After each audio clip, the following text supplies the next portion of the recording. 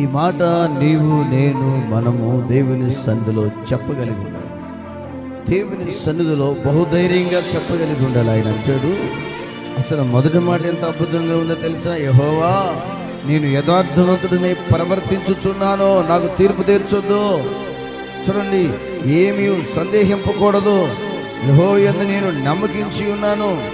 యెహోవా, నన్ను పరిశోధించుము, నన్ను పరీక్షించుము అంటున్నాడు. పరిశోధించు, నన్ను పరీక్షించుకో. నా ప్రవర్తన విషయంలో కావచ్చు, నా యథార్థత విషయంలో కావచ్చు, నువ్వు నన్ను పరీక్షించు, పరిశోధించు. నేను ఎలా ఉన్నానో నాకు తీర్పు తీర్చేది లేదు, ఎందుకంటే నేను నీ సన్నిధిలో యథార్థంగా ప్రవర్తిస్తున్నాను అని భక్తుడు చెప్తున్నాడు. నా ప్రియమైన సహోదరి, నా ప్రియమైన సహోదరుడా, ఈ ఉదయకాల సమయంలో లైవ్లో వింటున్న నీతోనే దేవుడు స్వయంగా మాట్లాడుతున్నాడు. నీకు నాకు ఆ దమ్ము ఉండాలి, ఆ ధైర్యం